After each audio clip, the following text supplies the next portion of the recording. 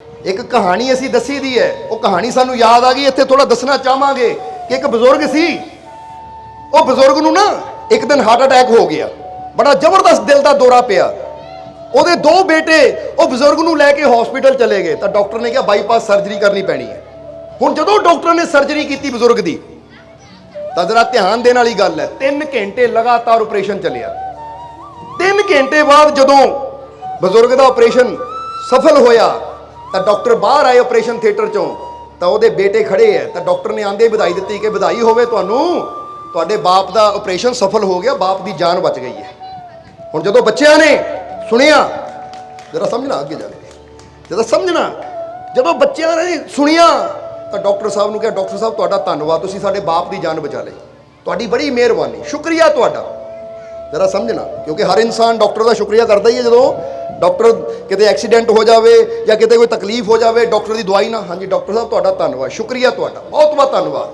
हुण कुछ दिन बजुर्ग हॉस्पिटल रहा, और जदों बजुर्ग नूं छुट्टी मिलनी सी, तो बजुर्ग के हथ में आया डॉक्टरों का हॉस्पिटल का बिल। जदों बिल देखिया तो बिल बनिया सी 8 लाख रुपए का, क्योंकि ऑपरेशन होया, फिर कुछ दिन कमरे च भी रहे। हुण जदों डॉक्टर के बिल नूं देखिया 8 लाख रुपया, तो बजुर्ग दी अखां 'च पानी आ गया, बजुर्ग दी अखां 'च पानी आ गया, क्योंकि हुण छुट्टी होने वाली है, बिल जमा करा के फिर घर नूं जाना है। तो बजुर्ग ने बिल देखिया, अखां 'च पानी आ गया। जद नूं डॉक्टर भी कमरे 'च आ गया बजुर्ग नूं मिलण वास्ते, लास्ट टाइम में मिल लईए घर जाण तो पहला। जदों डॉक्टर आया, देखिया बजुर्ग के हथ 'च बिल है, तो बजुर्ग दी अखां 'च पानी है। तो डॉक्टर कहण लगा बजुर्गो की गल हो गई, 8 लाख रुपए का बिल देख के अखां भर आईयां, यानी तकलीफ हुई कि इन्ना पैसा। बजुर्गो 8 लाख का बिल है, कोई नहीं, मैं कोशिश करदा इहनूं थोड़ा घटा दिंदा है, पर रोवो ना तुसीं, क्योंकि तुहाडे दिल का ऑपरेशन होया, टेंशन ना लिओ कि दोबारा दिल ते बोझ ना पै जाए, जोर ना पै जाए। इसलिए 8 लाख का बिल है, मैं कोशिश करदा जाके इहनूं थोड़ा घटांदा आ मैं। तो बजुर्ग ने उस वेले कहा नहीं डॉक्टर साहब, मैं इसलिए नहीं रो रहा कि 8 लाख का बिल है, जो बिल 10 लाख का होंदा तो मेरे रब ने मैनूं बहुत कुछ दिता, मैं 10 लाख का बिल भी दे देना सी। मैं बिल देख के नहीं रो रहा। कहंदे बजुर्गो फिर क्यों रो रहे हो? कहंदा डॉक्टर साहब मैं रो इसलिए रहा हाँ कि तुसी 3 घंटे मेरे दिल नूं संभालिया, यानी ऑपरेशन किया 3 घंटे ला के, और 4 दिन मैनूं अपने हॉस्पिटल च रखिया। 3 घंटे ला के मेरे दिल नूं संभालिया, ऑपरेशन किया, 4 दिन मैनूं अपने हॉस्पिटल च रखिया, तो तुसी मैनूं 8 लाख का बिल दे दिता। मैं रो इसलिए रहा हाँ कि मेरी उम्र 75 साल की है, और 75 साल तो वो मेरा मालिक मेरे दिल नूं संभाल रहा है, वो दुनिया च रह रहा, तो कभी 1 भी रुपए का बिल नहीं उन्हें मैनूं भेजिया, तो अज तक कभी मैं तो शुक्र भी नहीं किया, तां मैं रो रहा सोच के। हुण जरा सोचण वाली गल है कि साडे दिल नूं चला कौन रहा है, बंदे नूं तो पता भी नहीं अंदर की चल रहा है। पता है किसी नूं कि दिल किदां काम कर रहा है? ਇਹਦਾ मतलब परमात्मा प्रभु ਉਹਦੀ शक्ति सानू चला रही है, देखण की ताकत दे रही है, सुनन की ताकत दे रही है, बोलण की ताकत दे रही है, सब कुछ वो साडे अंदर बैठा करता है। जरा गौर करना, एक डॉक्टर के कोलों ऐसी दवाई लैंदे हैं तो उन्होंने कहते धन्नवाद, हालांकि डॉक्टर ने फीस लई है, पर कभी अपने रब नूं धन्नवाद किया असीं, जिहड़ा बिना फीस तो बिना किसी मंग तो सानू जीवन भी दे रहा है, हवावां भी चला रहा, सब कुछ सानू दे रहा है। कभी उस मालिक का भी शुक्र सानू कर लेना चाहिए है। और ये गल याद रखो, जिन्ना असीं अपने रब का शुक्र करते हैं ना, साडे जीवन खुशियां भी उन्नियां ज़्यादा आंदियां है। ये तो कभी करके देखियो, किसी नूं तुसीं कहोगे ना शुक्रिया तेरा धन्नवाद, तो अगली दी फीलिंग देखियो की होएगी। तो किसी नूं तुसीं शिकायत करोगे, बुरा बोलोगे, तो फिर देखियो अग्गों की मिलता है तुहानूं। ये तो तुसीं अजमा के देख लियो कि किसी की शिकायत करियो, किसी का नुक्स कढ़ियो चीज़ का, फिर देखो की एनर्जी आती है। तो किसी की तारीफ करो, किसी का धन्नवाद करो, फिर देखो अग्गों की मिलता है। तुसीं आप देखोगे कि जे असीं अपने माँ बाप नूं भी कहिए ना तुहाडा शुक्रिया, तो वह भी साडे सिर ते हथ रखते प्यार नाल। तो जे माँ बाप नूं तुसीं साडे वास्ते की कीता, तो माँ बाप ने निकल जा घरों, फिर जे तेरे वास्ते कीता, जन्म देता, पढ़ा लिखा के करता, तू कहंदा की कीता, निकल बाहर है तू। हुण जे बंदा भी रब नूं कहे, अपने दाता नूं कहे, परम पिता परमात्मा नूं कहे, ऐ मेरे मालिक, ऐ परमात्मा तू मैनूं जिंदगी दित्ती, तेरा शुक्रिया, तू मैनू ये जीवन दिता, तेरा शुक्रिया, खाण पीण पहनण नूं हर दात तू दित्ती, तेरा शुक्रिया। जिन्ना असीं शुक्रिया करते चले जावांगे तो साडा परम पिता कहेगा लै तू मेरा शुक्रिया कर रहा, तो मेरिया दुआवां, मेरा आशीर्वाद, मेरिया रहमतां, बरकतां, खुशियां सब कुछ तेरे नाल। वो रब ने की कीता, परमात्मा ने की कीता, तो फिर रब की कहंदा है अच्छा ਤਾਂ ਫਿਰ ਉਹਦੀਆਂ ਰਹਿਮਤਾਂ ਆਣੀਆਂ ਬੰਦ ਹੋ ਜਾਂਦੀਆਂ, ਤਾਂ ਫਿਰ ਇਨਸਾਨ ਦੇ ਘਰ 'ਚ ਬੇਬਰਕਤੀ ਆ ਜਾਂਦੀ ਹੈ। ਜਿਹਨਾਂ ਜੀਵਾਂ ਦੀ ਸ਼ਿਕਾਇਤ ਨਹੀਂ, ਮੇਰੇ ਘਰ 'ਚ ਬਰਕਤ ਹੈ ਨਹੀਂ, ਮੇਰੇ ਘਰ 'ਚ ਤਕਲੀਫਾਂ ਜ਼ਿਆਦਾ ਹੈ, ਮੇਰੇ ਘਰ 'ਚ ਪਰੇਸ਼ਾਨੀਆਂ ਜ਼ਿਆਦਾ ਹੈ, ਤਾਂ ਯਾਦ ਰੱਖੋ, ਕਿਤੇ ਨਾ ਕਿਤੇ ਚੈੱਕ ਕਰਿਓ ਕਿ ਜੇ ਸਾਡੇ ਘਰ 'ਚ ਬੇਬਰਕਤੀ ਹੈ, ਸਾਡੇ ਘਰ 'ਚ ਬਿਮਾਰੀ ਜ਼ਿਆਦਾ ਹੈ, ਤਾਂ ਅਸੀਂ ਸ਼ੁਕਰ ਘੱਟ ਕਰਦੇ ਹਾਂ, ਸ਼ਿਕਾਇਤਾਂ ਜ਼ਿਆਦਾ ਕਰਦੇ ਹਾਂ। ਇਹ ਆਪਣੇ ਆਪ ਹੀ ਤੁਸੀਂ ਚੈੱਕ ਕਰ ਲਿਓ, ਤੁਹਾਨੂੰ ਜਵਾਬ ਮਿਲ ਜਾਣਾ ਹੈ। ਬੇਬਰਕਤੀ ਹੁੰਦੀ ਉਦੋਂ ਸ਼ੁਰੂ ਹੈ ਜਦੋਂ ਅਸੀਂ ਆਪਣੇ ਰਾਜ਼ਕ ਦਾ, ਦਾਤੇ ਦਾ ਸ਼ੁਕਰ ਕਰਨਾ ਭੁੱਲ ਜਾਂਦੇ ਹਾਂ। ਤਾਂ ਹੀ ਤਾਂ ਕਿਹਾ ਜਾਂਦਾ ਹੈ ਕਿ ਹਰ ਹਾਲਤ ਵਿੱਚ ਆਪਣੇ ਮਾਲਿਕ ਦਾ, ਆਪਣੇ ਪ੍ਰਮਾਤਮਾ ਦਾ ਸ਼ੁਕਰਾਨਾ ਕਰੋ ਅਗਰ ਜੀਵਨ 'ਚ ਖੁਸ਼ੀਆਂ ਚਾਹੀਦੀਆਂ ਹੈ, ਜੇ ਜੀਵਨ 'ਚ ਆਨੰਦ ਚਾਹੁੰਦੇ ਹਾਂ। ਇਹ ਅੱਜ ਸਾਇੰਸ ਵੀ ਸਾਬਿਤ ਕਰ ਚੁੱਕੀ ਹੈ। ਅੱਜ ਬੜੇ ਬੜੇ ਵਿਗਿਆਨਿਕ ਵੀ ਇਹ ਸਾਬਿਤ ਕਰ ਚੁੱਕੇ ਹੈ। ਨਹੀਂ ਤਾਂ ਕਿਤੇ ਤੁਸੀਂ ਦੇਖ ਲੈਣਾ ਜਾ ਕੇ ਕਿ ਦਾ ਪਾਵਰ ਆਫ ਗ੍ਰੈਟੀਟਿਊਡ, ਜਰਾ ਸਮਝਣਾ, ਗ੍ਰੈਟੀਟਿਊਡ ਦਾ ਮਤਲਬ ਹੁੰਦਾ ਕਿ ਧੰਨਵਾਦ ਦੀ ਸ਼ਕਤੀ, ਸ਼ੁਕਰੀਆ ਕਰਨ ਦੀ ਸ਼ਕਤੀ। ਅੱਜ ਸਾਇੰਸ ਵੀ ਇਹ ਚੀਜ਼ ਤੇ ਵਿਸ਼ਵਾਸ ਕਰਦੀ ਹੈ, ਮੰਨਦੀ ਹੈ ਕਿ ਜਿੰਨਾ ਜ਼ਿਆਦਾ ਇਨਸਾਨ ਧੰਨਵਾਦ ਕਰਦਾ ਹੈ, ਉਹਦੀਆਂ ਬਿਮਾਰੀਆਂ ਜਲਦੀ ਠੀਕ ਹੁੰਦੀਆਂ ਹੈ। ਸਮਝਦੇ ਹੋ ਕਿ ਨਹੀਂ? ਹੁਣ ਫਰਜ਼ ਕਰੋ ਤੁਹਾਡੇ ਕਿਤੇ ਸਿਰ ਦਰਦ ਹੈ, ਪੇਟ ਦਰਦ ਹੈ, ਜੇ ਕਹੋਗੇ ਰੱਬਾ ਮੈਨੂੰ ਦਰਦ ਕਿਉਂ ਦਿੱਤੀ, ਇਹ ਮੈਨੂੰ ਤਕਲੀਫ ਕਿਉਂ ਦਿੱਤੀ, ਸ਼ਿਕਾਇਤ ਹੈ, ਉਹ ਦਰਦ ਵਧੇਗੀ। ਪਰ ਜੇ ਤੁਸੀਂ ਕਹੋਗੇ ਕੋਈ ਗੱਲ ਨਹੀਂ, ਐ ਮੇਰੇ ਮਾਲਿਕ ਜੇ ਦਰਦ ਵੀ ਦਿੱਤੀ ਤੇਰਾ ਸ਼ੁਕਰੀਆ, ਕਿਉਂਕਿ ਮੈਨੂੰ ਪਤਾ ਹੈ ਜੇ ਪੀੜਾ ਮੇਰੇ ਤੇ ਆਈ ਹੈ ਤਾਂ ਤੂੰ ਠੀਕ ਵੀ ਜਲਦੀ ਕਰੇਗਾ, ਤੇਰਾ ਸ਼ੁਕਰੀਆ।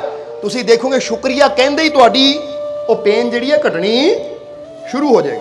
ਅੱਜ ਹੀ ਅਜਮਾ ਕੇ ਦੇਖ ਲਿਓ, ਕਿਤੇ ਨੂੰ ਕੋਈ ਦਰਦ ਹੈ ਨਾ, ਸਿਰ ਦਰਦ, ਪੇਟ ਦਰਦ, ਗੋਡਿਆਂ 'ਚ ਦਰਦ, ਅੱਜ ਬਹਿ ਕੇ ਨਾ ਤਸੱਲੀ ਨਾਲ ਹੱਥ ਜੋੜ ਕੇ ਕਿਉਂ, ਐ ਮੇਰੇ ਮਾਲਿਕ, ਇਹ ਜ਼ਿੰਦਗੀ ਤੂੰ ਦਿੱਤੀ ਹੈ, ਇਹ ਜੀਵਨ ਤੂੰ ਦਿੱਤਾ, ਜੇ ਕਿਸੇ ਤਕਲੀਫ ਹੈ ਤਾਂ ਉਹਦੇ ਵਾਸਤੇ ਵੀ ਤੇਰਾ ਸ਼ੁਕਰੀਆ। ਜਦੋਂ ਸ਼ੁਕਰੀਆ ਕਰੋਗੇ ਤਾਂ ਤੁਸੀਂ ਆਪ ਪਾਓਗੇ ਕਿ 1-2 ਦਿਨਾਂ 'ਚ ਤੁਹਾਡੀ ਤਕਲੀਫ ਹੀ ਪੂਰੀ ਤਰ੍ਹਾਂ ਠੀਕ ਹੁੰਦੀ ਚਲੀ ਜਾਏਗੀ। ਪਰ ਦਿਲੋਂ ਸ਼ੁਕਰੀਆ ਹੋਣਾ ਚਾਹੀਦਾ। ਇਹ ਨਹੀਂ ਕਿ ਜ਼ੁਬਾਨ ਤੋਂ ਸ਼ੁਕਰੀਆ ਕਰੀਏ ਤਾਂ ਦਿਲ ਵਿੱਚ ਸ਼ਿਕਵੇ ਸ਼ਿਕਾਇਤਾਂ ਲੈ ਕੇ ਬੈਠੇ ਰਹੀਏ। ਸਮਝਦੇ ਹੋ ਕਿ ਨਹੀਂ? ਇਸ ਲਈ ਦਿਲ ਤੋਂ ਸ਼ੁਕਰੀਆ ਕਰਨਾ ਚਾਹੀਦਾ ਹੈ ਆਪਣੇ ਮਾਲਿਕ ਦਾ, ਆਪਣੇ ਜਨਮਦਾਤਾ ਦਾ, ਤਾਂ ਫਿਰ ਇਨਸਾਨ ਦੇ ਹਾਲਾਤ ਜਿਹੜੇ ਆ ਨਾ ਉਹ ਠੀਕ ਹੁੰਦੇ ਚਲੇ ਜਾਂਦੇ ਆ। ਇਸ ਲਈ ਅਸੀਂ ਦੱਸਿਆ ਕਿ ਫਕਰ ਦਾ ਪਹਿਲਾ ਲਫ਼ਜ਼ ਸਾਨੂੰ ਸਿਖਾਉਂਦਾ ਕਿ ਫਿਕਰਾਂ ਨੂੰ ਛੱਡ ਔਰ ਆਪਣੇ ਮਾਲਿਕ ਤੇ ਵਿਸ਼ਵਾਸ ਕਰਨਾ ਸ਼ੁਰੂ ਕਰ। ਸਮਝਦੇ ਹੋ ਕਿ ਨਹੀਂ? ਆਪਣੇ ਮਾਲਿਕ ਤੇ ਯਕੀਨ ਕਰਨਾ ਸ਼ੁਰੂ ਕਰ, ਕਿਉਂਕਿ ਵਿਸ਼ਵਾਸ ਦੀ ਸ਼ਕਤੀ ਜਿਹੜੀ ਹੈ ਅਸੰਭਵ ਨੂੰ ਵੀ ਸੰਭਵ ਕਰ ਦਿੰਦੀ ਹੈ। ਹੁਣ ਤੁਸੀਂ ਆਪਣੇ ਦੁੱਖਾਂ ਤੋਂ ਮੁਕਤੀ ਚਾਹੁੰਦੇ ਹੋ ਨਾ, ਖੁਸ਼ੀਆਂ ਚਾਹੁੰਦੇ ਹੋ, ਜੀਵਨ 'ਚ ਆਨੰਦ ਚਾਹੁੰਦੇ ਹੋ, ਕਾਮਯਾਬੀ ਚਾਹੁੰਦੇ ਹੋ, ਜੇ ਅਸੀਂ ਵਾਕਈ ਚਾਹੁੰਦੇ ਹਾਂ ਇਹ, ਤਾਂ ਫਿਰ ਜ਼ਰਾ ਸੋਚੋ ਖੁਸ਼ੀ ਦੇਣ ਵਾਲੀ, ਤੰਦਰੁਸਤੀ ਦੇਣ ਵਾਲੀ ਤਾਕਤ ਕਿਹੜੀ ਹੈ? ਆਪਣੇ ਆਪ ਨੂੰ ਹੀ ਪੁੱਛ ਕੇ ਦੇਖ ਲਓ ਕਿ ਖੁਸ਼ੀ ਦੇਣ ਵਾਲੀ ਤਾਕਤ ਕਿਹੜੀ ਹੈ, ਆਨੰਦ ਦੇਣ ਵਾਲੀ ਤਾਕਤ ਕਿਹੜੀ ਹੈ, ਸ਼ਾਂਤੀ ਦੇਣ ਵਾਲੀ ਤਾਕਤ ਕਿਹੜੀ ਹੈ। ਤਾਂ ਆਪਣੇ ਆਪ ਹੀ ਬੰਦੇ ਦੇ ਅੰਦਰੋਂ ਆਵਾਜ਼ ਆਉਂਦੀ ਹੈ। ਨਹੀਂ ਤਾਂ ਬੇਸ਼ੱਕ ਤੁਸੀਂ ਡਾਕਟਰ ਦਿਲਬਾਗ ਨੂੰ ਪੁੱਛ ਕੇ ਦੇਖ ਲਿਓ, ਕਿਉਂਕਿ ਹੋਰ ਕੋਈ ਡਾਕਟਰ ਬੈਠਾ ਉਹਨੂੰ ਪੁੱਛ ਕੇ ਦੇਖ ਲਓ ਕਿ ਭਾਈ ਤੁਸੀਂ ਤੰਦਰੁਸਤੀ ਦੇ ਸਕਦੇ ਹੋ, ਤਾਂ ਡਾਕਟਰ ਵੀ ਕਹਿੰਦੇ ਅਸੀਂ ਦਵਾਈ ਦੇ ਸਕਦੇ ਹਾਂ, ਤੰਦਰੁਸਤੀ ਦੇਣਾ ਤਾਂ ਪਰਮਾਤਮਾ ਦੇ ਹੱਥ 'ਚ। ਅਸੀਂ ਸਿਰਫ ਦੁਆ ਦੇ ਸਕਦੇ ਹਾਂ, ਮੈਡੀਸਨ ਦੇ ਸਕਦੇ ਹਾਂ, ਗੋਲੀ ਖਿਲਾ ਸਕਦੇ, ਇੰਜੈਕਸ਼ਨ ਲਾ ਸਕਦੇ, ਪਰ ਠੀਕ ਕਰਨਾ ਤਾਂ ਉਹ ਰੱਬ ਦੇ ਹੱਥ 'ਚ ਹੈ। ਹੁਣ ਜਦੋਂ ਠੀਕ ਕਰਨਾ, ਖੁਸ਼ੀਆਂ ਦੇਣਾ, ਕਾਮਯਾਬੀ ਦੇਣਾ ਰੱਬ ਦੇ ਹੱਥ ਵਿੱਚ ਹੈ, ਤਾਂ ਫਿਰ ਯਾਦ ਰੱਖੋ ਕਿ ਜਿਹੜੀ ਚੀਜ਼ ਰੱਬ ਦੇ ਹੱਥ ਵਿੱਚ ਹੈ ਉਹ ਸਾਨੂੰ ਉਦੋਂ ਹੀ ਮਿਲ ਸਕਦੀ ਜਦੋਂ ਉਹਦੇ ਨਾਲ ਸਾਡਾ ਕਨੈਕਸ਼ਨ ਜੁੜੇਗਾ। ਜਦੋਂ ਉਹਦੇ ਨਾਲ ਅਸੀਂ ਜੁੜਾਂਗੇ ਨਾ, ਫੇਰ ਹੀ ਉਹਦੀਆਂ ਚੀਜ਼ਾਂ ਸਾਡੇ ਤੱਕ ਪਹੁੰਚ ਸਕਦੀਆਂ ਹੈ। ਔਰ ਪਰਮਾਤਮਾ ਨਾਲ ਕਿਹੜਾ ਕਨੈਕਸ਼ਨ ਜੋੜਦਾ ਹੈ, ਕਿਹੜੀ ਉਹ ਚੀਜ਼ ਹੈ ਜੋ ਸਾਨੂੰ ਪਰਮਾਤਮਾ ਨਾਲ ਜੋੜਦੀ ਹੈ? ਕਿਸੇ ਨੂੰ ਪਤਾ ਇਹਦੇ ਬਾਰੇ? ਚਲੋ ਅੱਜ ਥੋੜਾ ਜਿਹਾ ਦੱਸ ਦਈਏ ਅਸੀਂ ਕਿ ਪਰਮਾਤਮਾ ਨਾਲ ਸਾਨੂੰ ਕਿਹੜੀ ਚੀਜ਼ ਜੋੜਦੀ ਹੈ। ਹੁਣ ਇਹ ਚੀਜ਼ ਦੱਸੀਏ, ਉਸ ਤੋਂ ਪਹਿਲਾਂ ਇੱਕ ਸਵਾਲ ਦਾ ਜਵਾਬ ਦੇਣਾ ਕਿ ਅੱਜ ਇਸ ਸੰਸਾਰ ਨੂੰ, ਇਸ ਸਮਾਜ ਨੂੰ ਕੈਸੇ ਇਨਸਾਨ ਦੀ ਲੋੜ ਹੈ, ਕੈਸੇ ਇਨਸਾਨ ਦੀ ਲੋੜ ਹੈ? ਜਰਾ ਸੋਚਣਾ। ਫਿਰ ਇੱਕ ਛੋਟੀ ਜਿਹੀ ਕਹਾਣੀ ਦੱਸਾਂਗੇ ਅਸੀਂ, ਜਿਸ ਤੋਂ ਥੋੜਾ ਇਹਨੂੰ ਸਮਝ ਆ ਜਾਏਗੀ ਔਰ ਨਾਲੇ ਫਿਰ ਪਤਾ ਲੱਗ ਜਾਏਗਾ ਕਿ ਕਨੈਕਸ਼ਨ ਕਿਹਦਾ ਪਰਮਾਤਮਾ ਨਾਲ ਜੁੜਦਾ ਹੈ। ਜਰਾ ਸਮਝਣਾ ਇਸ ਚੀਜ਼ ਨੂੰ। ਕਿ ਇੱਕ ਵਾਰ ਇੱਕ ਟ੍ਰੇਨ ਇੱਕ ਸਟੇਸ਼ਨ ਤੇ ਰੁਕੀ। ਜਦੋਂ ਸਟੇਸ਼ਨ ਤੇ ਟ੍ਰੇਨ ਰੁਕੀ ਤਾਂ ਇੱਕ ਬਿਰਧ ਮਾਈ ਹੱਥ 'ਚ ਥੈਲੇ ਫੜੇ ਹੋਏ ਹੈ ਔਰ ਉਸ ਟ੍ਰੇਨ ਦੇ ਵਿੱਚ ਸਵਾਰ ਹੋਈ। ਬਿਰਧ ਮਾਈ ਸੀ, ਹੱਥ ਵਿੱਚ ਝੋਲੇ ਫੜੇ ਆ, ਥੈਲੇ ਫੜੇ ਹੋਏ ਆ, ਔਰ ਸਟੇਸ਼ਨ ਤੋਂ ਜਦੋਂ ਰੇਲ ਦੇ ਡੱਬੇ 'ਚ ਸਵਾਰ ਹੋਈ ਤਾਂ ਆਪਣੀ ਸੀਟ ਦੀ ਤਰਫ ਜਾ ਰਹੀ ਹੈ। ਹੌਲੀ ਹੌਲੀ ਸੀਟ ਦੀ ਤਰਫ ਜਾ ਰਹੀ ਹੈ ਤਾਂ ਉਸੇ ਹੀ ਸਟੇਸ਼ਨ ਤੋਂ ਇੱਕ ਨੌਜਵਾਨ ਵੀ ਚੜਿਆ, ਜਿਹੜਾ ਬੜਾ ਕਾਹਲੀ 'ਚ ਸੀ, ਬੜਾ ਤੇਜ਼ੀ 'ਚ ਸੀ। ਉਹ ਇੰਨੀ ਤੇਜ਼ੀ ਨਾਲ ਮਾਈ ਦੇ ਕੋਲ ਦੀ ਗੁਜ਼ਰਿਆ ਕਿ ਮਾਈ ਨੂੰ ਧੱਕਾ ਲੱਗਾ ਤਾਂ ਮਾਈ ਦਾ ਸਾਰਾ ਸਮਾਨ ਜਿਹੜਾ ਸੀ ਥੱਲੇ ਬਿਖਰ ਗਿਆ। ਜਦੋਂ ਸਮਾਨ ਥੱਲੇ ਬਿਖਰਿਆ ਤਾਂ ਉਸੇ ਟ੍ਰੇਨ ਦੇ ਡੱਬੇ 'ਚ ਇੱਕ ਡਾਕਟਰ ਬੈਠਾ ਸੀ, ਉਸੇ ਟ੍ਰੇਨ ਦੇ ਡੱਬੇ 'ਚ ਇੱਕ ਵਕੀਲ ਵੀ ਬੈਠਾ ਸੀ। ਉਸੇ ਟ੍ਰੇਨ ਦੇ ਡੱਬੇ 'ਚ ਇੱਕ ਥਾਣੇਦਾਰ ਵੀ ਬੈਠਾ ਸੀ, ਉਸੇ ਟ੍ਰੇਨ ਦੇ ਡੱਬੇ 'ਚ ਇੱਕ ਸਮਾਜ ਸੇਵਕ ਵੀ ਬੈਠਾ ਸੀ। ਹੁਣ ਜਦੋਂ ਲੜਕਾ ਮਾਈ ਨੂੰ ਧੱਕਾ ਦੇ ਕੇ ਅੱਗੇ ਗੁਜ਼ਰਿਆ, ਮਾਈ ਦਾ ਸਮਾਨ ਗਿਰਿਆ ਥੱਲੇ, ਤਾਂ ਡਾਕਟਰ ਕੀ ਸੋਚ ਰਿਹਾ ਹੈ? ਜਰਾ ਧਿਆਨ ਦੇਣਾ। ਡਾਕਟਰ ਕਹਿੰਦਾ ਇਹ ਨੌਜਵਾਨ ਦੀ ਮਾਨਸਿਕ ਹਾਲਤ ਠੀਕ ਨਹੀਂ ਹੈ, ਇਹਨੂੰ ਇਲਾਜ ਦੀ ਲੋੜ ਹੈ। ਕਿੱਦਾਂ ਤੇਜ਼ੀ ਨਾਲ ਆਇਆ, ਮਾਈ ਨੂੰ ਧੱਕਾ ਦੇ ਕੇ ਚਲਾ ਗਿਆ ਹੈ। ਬੇਵਕੂਫ ਬੰਦਾ, ਇਹਦਾ ਦਿਮਾਗ ਠੀਕ ਨਹੀਂ ਹੈ, ਪਾਗਲ ਲੱਗਦਾ ਮਾਨਸਿਕ ਤੌਰ ਤੇ, ਇਹ ਮੈਨੂੰ ਬਿਮਾਰ ਲੱਗਦਾ ਹੈ, ਇਹਨੂੰ ਦਵਾਈ ਦੀ ਲੋੜ ਹੈ। ਹੁਣ ਡਾਕਟਰ ਨੇ ਮਨ 'ਚ ਸੋਚਿਆ ਇਹ ਪਾਗਲ ਹੈ, ਬਿਮਾਰ ਹੈ ਮਾਨਸਿਕ ਤੌਰ ਤੇ, ਇਹਦਾ ਮੈਂਟਲੀ, ਜਿੱਦਾਂ ਬੰਦਾ ਕਹਿੰਦਾ ਮੈਂਟਲੀ ਅਪਸੈਟ ਹੈ, ਇਹ ਪਾਗਲ ਹੈ, ਇਹਦਾ ਦਿਮਾਗ ਨਹੀਂ ਕੰਮ ਕਰਦਾ। ਹੁਣ ਡਾਕਟਰ ਨੇ ਸੋਚਿਆ, ਉੱਥੇ ਇੱਕ ਵਕੀਲ ਬੈਠਾ ਸੀ। ਵਕੀਲ ਨੇ ਕੀ ਸੋਚਿਆ? ਵਕੀਲ ਕਹਿੰਦਾ ਇਹ ਨੌਜਵਾਨ ਤੇ ਤਾਂ ਕੇਸ ਚੱਲਣਾ ਚਾਹੀਦਾ ਕੋਰਟ ਵਿੱਚ, ਇਹਨੂੰ ਤਾਂ ਸਜ਼ਾ ਹੋਣੀ ਚਾਹੀਦੀ ਇੱਦਾਂ ਦੇ ਨੌਜਵਾਨਾਂ ਨੂੰ ਜਿਹੜੇ ਬਜ਼ੁਰਗਾਂ ਦੀ ਇੱਜ਼ਤ ਨਹੀਂ ਕਰਦੇ, ਬਜ਼ੁਰਗਾਂ ਦੀ ਕਦਰ ਨਹੀਂ ਕਰਦੇ, ਬਜ਼ੁਰਗਾਂ ਨੂੰ ਧੱਕੇ ਦਿੰਦੇ ਹੈ। ਇਹਨਾਂ ਤੇ ਕੋਰਟ ਵਿੱਚ ਕੇਸ ਹੋਣੇ ਚਾਹੀਦੇ, ਇਹਨਾਂ ਨੂੰ ਸਜ਼ਾ ਹੋਣੀ ਚਾਹੀਦੀ ਹੈ, ਜੁਰਮਾਨੇ ਹੋਣੇ ਚਾਹੀਦੇ ਇਹਨਾਂ ਤੇ, ਤਾਂ ਕਿ ਇਹਨਾਂ ਨੂੰ ਅਕਲ ਆਵੇ। ਵਕੀਲ ਬੈਠਾ ਸੋਚ ਰਿਹਾ ਹੈ, ਉੱਥੇ ਥਾਣੇਦਾਰ ਬੈਠਾ ਸੋਚ ਰਿਹਾ ਹੈ ਕਿਤੇ ਮੇਰੇ ਏਰੀਏ 'ਚ ਹੁੰਦਾ ਫੜ ਕੇ ਜੇਲ੍ਹ 'ਚ ਲੈ ਜਾਣਾ ਸੀ ਔਰ ਚੰਗੀ ਛਿੱਤਰ ਪਰੇਡ ਕਰਨੀ ਸੀ ਇਹਦੀ, ਹੈ ਅਕਲ ਹੀ ਹੈ ਨਹੀਂ ਇਹਨੂੰ। ਕਮਾਲ ਦੀ ਗੱਲ, ਮਾਈ ਨੂੰ ਧੱਕਾ ਦੇ ਕੇ ਸਿੱਟ ਗਿਆ, ਸਮਾਨ ਖਿਲਾਰ ਗਿਆ ਉਹਦਾ। ਕਿਤੇ ਮੇਰੇ ਏਰੀਏ 'ਚ ਹੁੰਦਾ ਤਾਂ ਮੈਂ ਇਹਨੂੰ ਫੜ ਕੇ ਥਾਣੇ ਦੇ ਅੰਦਰ ਲਿਜਾ ਕੇ ਚੰਗੀ ਇਹਦੀ ਛਿੱਤਰ ਪਰੇਡ ਕਰਨੀ ਸੀ, ਤਾਂ ਕਿ ਬੰਦੇ ਦਾ ਪੁੱਤ ਬਣਾ ਦੇਣਾ ਸੀ ਇਹਨੂੰ। ਹੁਣ ਉਹ ਸੋਚ ਰਿਹਾ ਹੈ, ਤਾਂ ਉੱਥੇ ਸਮਾਜ ਸੇਵੀ ਬੈਠਾ ਹੈ, ਉਹ ਸੋਚ ਰਿਹਾ ਹੈ ਇੱਦਾਂ ਦੇ ਨੌਜਵਾਨਾਂ ਦੇ ਖਿਲਾਫ ਤਾਂ ਅੰਦੋਲਨ ਹੋਣਾ ਚਾਹੀਦਾ ਹੈ, ਧਰਨੇ ਲੱਗਣੇ ਚਾਹੀਦੇ ਹੈ, ਇਹਨਾਂ ਦੇ ਖਿਲਾਫ ਨਾਅਰੇਬਾਜ਼ੀ ਹੋਣੀ ਚਾਹੀਦੀ ਹੈ ਕਿ ਬਜ਼ੁਰਗਾਂ ਦੀ ਇੱਜ਼ਤ ਕਰੋ, ਬਜ਼ੁਰਗਾਂ ਦੀ ਕਦਰ ਕਰੋ, ਬਜ਼ੁਰਗਾਂ ਨੂੰ ਧੱਕਾ ਮੁੱਕੀ ਨਾ ਕੀਤੀ ਜਾਵੇ, ਬਜ਼ੁਰਗਾਂ ਨੂੰ ਉਹਨਾਂ ਦਾ ਮਾਨ ਸਨਮਾਨ ਮਿਲਣਾ ਚਾਹੀਦਾ ਹੈ। ਸਮਾਜ ਸੇਵੀ ਬੈਠਾ ਸੋਚ ਰਿਹਾ ਹੈ। ਹੁਣ ਡਾਕਟਰ ਸੋਚ ਰਿਹਾ ਹੈ ਇਹ ਬੰਦਾ ਪਾਗਲ ਹੈ, ਵਕੀਲ ਸੋਚ ਰਿਹਾ ਤੇ ਕੇਸ ਚੱਲਣਾ ਚਾਹੀਦਾ ਹੈ, ਥਾਣੇਦਾਰ ਸੋਚ ਰਿਹਾ ਇਹਨੂੰ ਥਾਣੇ 'ਚ ਲਿਜਾ ਕੇ ਛਿੱਤਰ ਪੈਣੇ ਚਾਹੀਦੇ ਹੈ, ਔਰ ਸਮਾਜ ਸੇਵੀ ਸੋਚ ਰਿਹਾ ਇਹਦੇ ਖਿਲਾਫ, ਇੱਦਾਂ ਦੇ ਬੰਦਿਆਂ ਦੇ ਖਿਲਾਫ ਧਰਨੇ ਹੋਣੇ ਚਾਹੀਦੇ ਆ, ਅੰਦੋਲਨ ਹੋਣੇ ਚਾਹੀਦੇ ਹੈ। ਹੁਣ ਇਹ ਚਾਰੇ ਹੀ ਸੋਚ ਰਹੇ ਹੈ। ਇੱਕ ਪੰਜਵਾਂ ਨੌਜਵਾਨ ਆਇਆ, ਦੌੜਾ ਆਇਆ, ਦੌੜਾ ਜਦੋਂ ਆਇਆ, ਮਾਈ ਦਾ ਸਮਾਨ ਦੇਖਿਆ, ਫਟਾਫਟ ਉਹਨਾਂ ਮਾਈ ਦਾ ਸਮਾਨ ਇਕੱਠਾ ਕੀਤਾ, ਝੋਲਿਆਂ 'ਚ ਪਾਇਆ, ਮਾਈ ਨੂੰ ਸਹਾਰਾ ਦਿੱਤਾ ਔਰ ਹੌਲੀ ਹੌਲੀ ਮਾਈ ਨੂੰ ਉਹਦੀ ਸੀਟ ਤੇ ਪਹੁੰਚਾਇਆ। ਹੁਣ ਜਦੋਂ ਸੀਟ ਤੇ ਪਹੁੰਚਾਇਆ ਤਾਂ ਮਾਈ ਨੂੰ ਪੁੱਛਿਆ, ਮਾਤਾ ਜੀ ਤੁਸੀਂ ਠੀਕ ਹੋ, ਕੋਈ ਸੱਟ ਚੋਟ ਤਾਂ ਨਹੀਂ ਲੱਗੀ, ਪਾਣੀ ਲਿਆਵਾਂ, ਕੋਈ ਚੀਜ਼ ਦੀ ਲੋੜ? ਤਾਂ ਮਾਈ ਨੇ ਦੋਨੀ ਹੱਥ ਦੇ ਸਿਰ ਤੇ ਰੱਖੇ ਕਿ ਬੇਟਾ ਹੁਣ ਮੈਨੂੰ ਕੁਛ ਨਹੀਂ ਚਾਹੀਦਾ, ਪਰ ਮੈਂ ਜੋ ਤੈਨੂੰ ਦੇ ਸਕਦੀ ਐ ਉਹ ਮੇਰੀਆਂ ਦੁਆਵਾਂ ਹੈ ਕਿ ਪ੍ਰਮਾਤਮਾ ਤੈਨੂੰ ਖੁਸ਼ੀਆਂ ਦੇਵੇ, ਕਾਮਯਾਬੀ ਦੇਵੇ, ਤਰੱਕੀ ਦੇਵੇ, ਰਹਿਮਤ ਰੱਖੇ, ਕੋਈ ਦੁੱਖ ਨਾ ਤੈਨੂੰ ਆਵੇ। ਜਿੱਦਾਂ ਤੂੰ ਮੈਨੂੰ ਇਹ ਪੀੜਾ ਚੋਂ ਕੱਢਿਆ, ਰੱਬ ਤੇਰੀਆਂ ਸਾਰੀਆਂ ਪੀੜਾ ਦੂਰ ਕਰੇ। ਮਾਈ ਨੇ ਦੁਆਵਾਂ ਦਿੱਤੀਆਂ ਉਹਨੂੰ। ਹੁਣ ਸਮਝਣਾ ਇਸ ਕਹਾਣੀ ਤੋਂ ਕੀ ਪਤਾ ਲੱਗਦਾ ਹੈ, ਕੀ ਸਿੱਖਿਆ ਸਾਨੂੰ ਮਿਲਦੀ ਹੈ? ਪਹਿਲੀ ਸਿੱਖਿਆ ਕਿ ਅੱਜ ਇਹ ਸਮਾਜ ਨੂੰ, ਇਹ ਸੰਸਾਰ ਨੂੰ ਸੋਚਣ ਵਾਲਿਆਂ ਦੀ ਨਹੀਂ, ਕਰਕੇ ਦਿਖਾਉਣ ਵਾਲਿਆਂ ਦੀ ਲੋੜ ਹੈ। ਕਿਉਂਕਿ ਡਾਕਟਰ ਸਿਰਫ ਸੋਚ ਰਿਹਾ ਹੈ, ਕਿਸੇ ਨੇ ਮਾਈ ਦੀ ਹੈਲਪ ਕਰਨ ਦੀ ਕੋਸ਼ਿਸ਼ ਨਹੀਂ ਕੀਤੀ। ਵਕੀਲ ਆਪਣੀ ਗੱਲ ਸੋਚ ਰਿਹਾ ਹੈ ਕੋਰਟ ਕਚਹਿਰੀਆਂ ਬਾਰੇ, ਸਮਾਜ ਸੇਵੀ ਆਪਣੀ ਗੱਲ ਸੋਚ ਰਿਹਾ ਹੈ, ਔਰ ਥਾਣੇਦਾਰ ਆਪਣੀ ਚੀਜ਼ ਸੋਚ ਰਿਹਾ ਇਦਾਂ ਹੋਣਾ ਚਾਹੀਦਾ ਹੈ। ਪਰ ਕਿਸੇ ਨੇ ਵੀ ਉੱਠ ਕੇ ਇਹ ਨਹੀਂ ਕੀਤਾ ਕਿ ਪਹਿਲਾਂ ਮਾਈ ਨੂੰ ਉਠਾਈਏ, ਉਹਦੀ ਸੀਟ ਤੇ ਪਹੁੰਚਾਈਏ, ਸਮਾਨ ਇਕੱਠਾ ਕਰੀਏ, ਬਾਕੀ ਸੋਚਾਂ ਬਾਅਦ ਚ ਸੋਚ ਲਵਾਂ। ਸੋ ਸੋਚਣ ਵਾਲੇ ਬਹੁਤ ਹੈ, ਪਰ ਰੱਬ ਦੇ ਨਾਲ ਕਨੈਕਸ਼ਨ ਉਹਨਾਂ ਨਾਲ ਜੁੜ ਜਾਂਦਾ ਹੈ ਜਿਹੜੇ ਸੋਚਦੇ ਨਹੀਂ ਹੈ, ਨੇਕੀ ਕਰਕੇ ਦਿਖਾਉਂਦੇ ਆ। ਕਿਉਂਕਿ ਦੇਖੋ ਮਾਈ ਦੀਆਂ ਦੁਆਵਾਂ ਮਿਲੀਆਂ ਉਸ ਨੌਜਵਾਨ ਨੂੰ, ਤਾਂ ਉਹਦਾ ਕਨੈਕਸ਼ਨ ਜੁੜ ਗਿਆ ਕਿ ਨਹੀਂ ਪ੍ਰਮਾਤਮਾ ਨਾਲ। ਇਸ ਲਈ ਰੱਬ ਦੇ ਨਾਲ ਕਨੈਕਸ਼ਨ ਹਮੇਸ਼ਾ ਉਹਦਾ ਜੁੜਦਾ ਹੈ ਜੋ ਅੱਛਾਈ ਕਰਦਾ ਹੈ, ਜੋ ਦੂਜਿਆਂ ਦਾ ਭਲਾ ਕਰਨ ਦੀ ਕੋਸ਼ਿਸ਼ ਕਰਦਾ ਹੈ।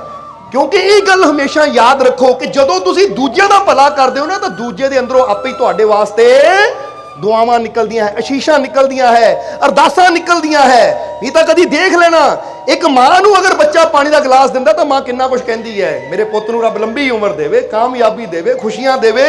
ਹੁਣ ਇਹੀ ਉਹ ਚੀਜ਼ਾਂ ਹੁੰਦੀਆਂ ਹੈ ਜਿਹੜੀਆਂ ਸਾਡਾ ਕਨੈਕਸ਼ਨ ਪਰਮਾਤਮਾ ਨਾਲ ਜੋੜਦੀਆਂ ਹੈ। ਅਸੀਂ ਸੋਚਦੇ ਹਾਂ ਕਿ ਸ਼ਾਇਦ ਮਾਲਾ ਲੈ ਕੇ ਬਹਿ ਜਾਈਏ ਤਾਂ ਇਹਦੇ ਨਾਲ ਕਨੈਕਸ਼ਨ ਜੋੜਨਾ ਹੈ। ਉਹ ਮਾਲਾ ਲੈ ਕੇ ਬੈਠੇ ਰਹੋ, ਪਰ ਤੁਹਾਡੇ ਲਾਗੇ ਕੋਈ ਭੁੱਖ ਨਾ ਰੋਈ ਜਾਵੇ, ਤੁਹਾਡੇ ਲਾਗੇ ਕੋਈ ਬੈਠਾ ਤੜਫੀ ਜਾਵੇ। ਠੀਕ ਹੈ, ਮਾਲਾ ਨੇ ਆਪਣਾ ਕੰਮ ਕਰਨਾ ਹੈ, ਪਰ ਪ੍ਰਮਾਤਮਾ ਇਹ ਵੀ ਕਹਿੰਦਾ ਹੈ ਕਿ ਦੂਜਿਆਂ ਦੀ ਮਦਦ ਕਰ।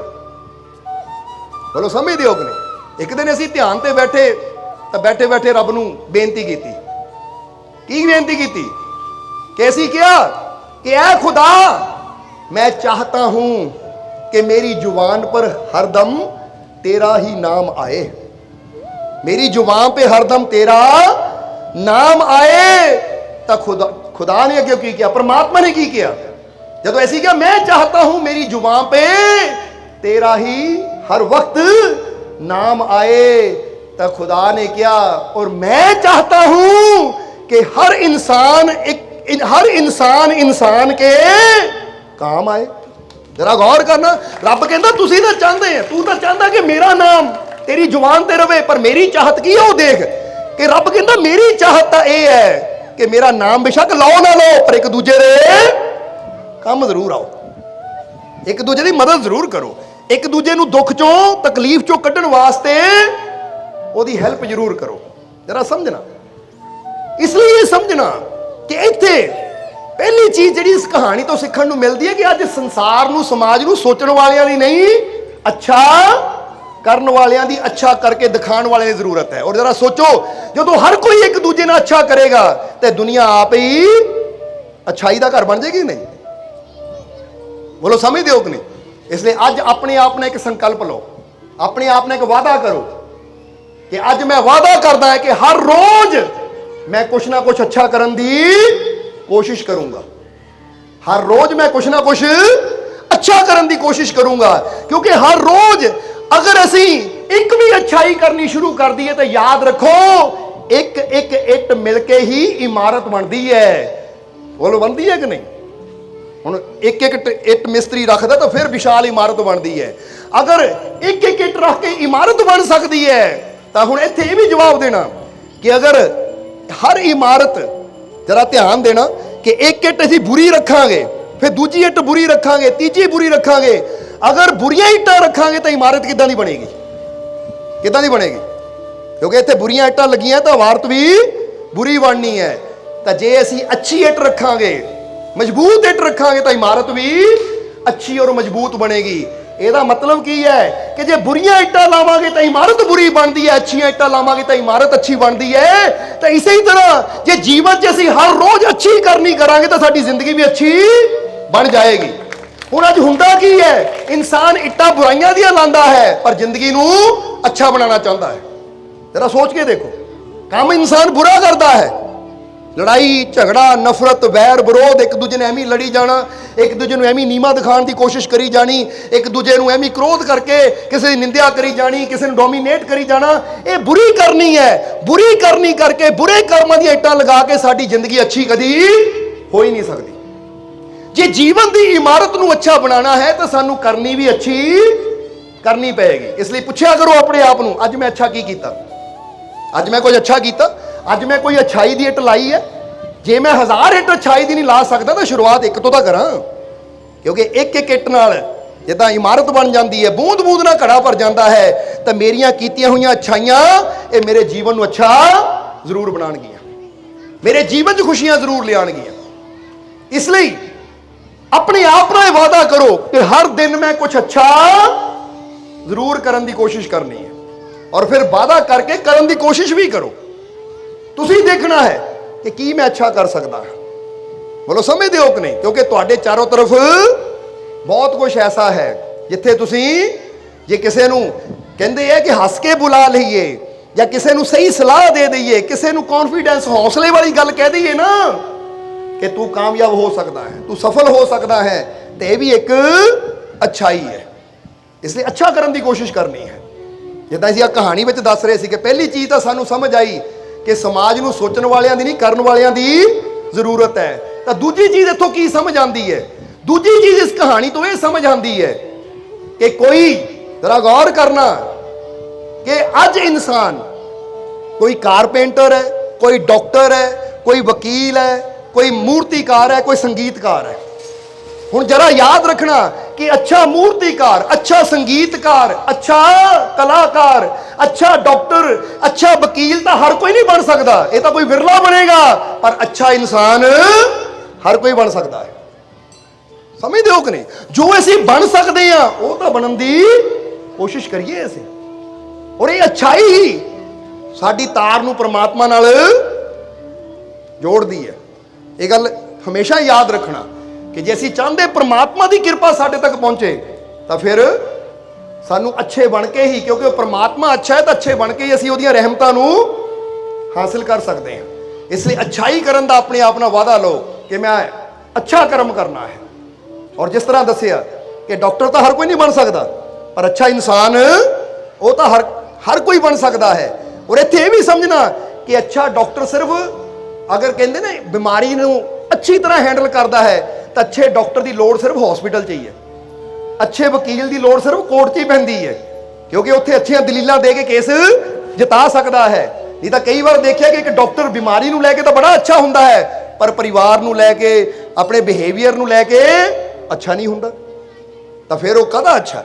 इसलिए अच्छा डॉक्टर ओदी लोड़ सिर्फ हॉस्पिटल च है, अच्छा वकील ओदी लोड़ सिर्फ कित्थे है, कोर्ट दे विच।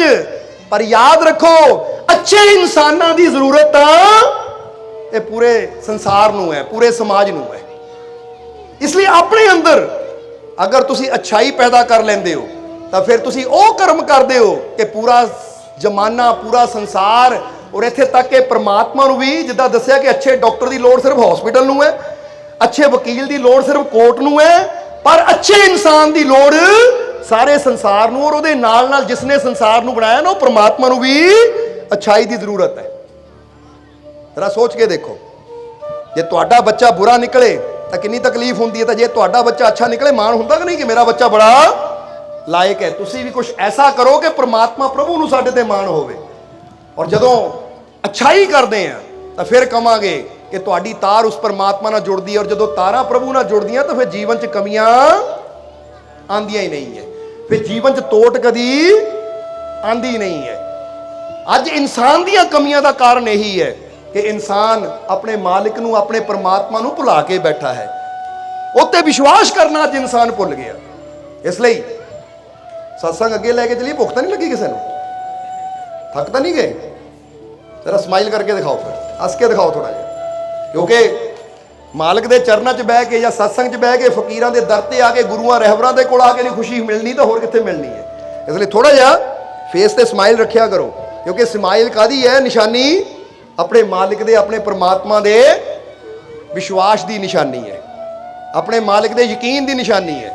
जिद्दां कहानी है ना, सुनी होएगी तुसीं, बड़ी प्यारी कहानी है कि एक बंदे दे जीवन च बड़ियां तकलीफां सी, बड़ियां मुश्किलां सी, ते एक दिन वो बैठा होया है पर ਉਹਦੇ चेहरे ते मुस्कुराहट है, स्माइल है। तो ਉਹਦਾ मित्र आया कोई मिलण ਨੂੰ, ਜਦੋਂ मित्र आया तो मित्र ने कहा, ਉਹ ਭਾਈ ਮੈਨੂੰ ਤਾਂ पता लगा तेरे जीवन च परेशानियां बड़ियां, तेरी खबर लैन आ गया, हाल चाल पुछण आ गया, तू तो हस रहा है, कमाल की गल है, तू बड़ा खुश है, की गल तेरे घर च इन्नी गरीबी, इन्नी तंगी, इन्नी परेशानी, क्योंकि किसी ने दसिया बड़ा बुरा हाल है, फिर तू खुश किदां है?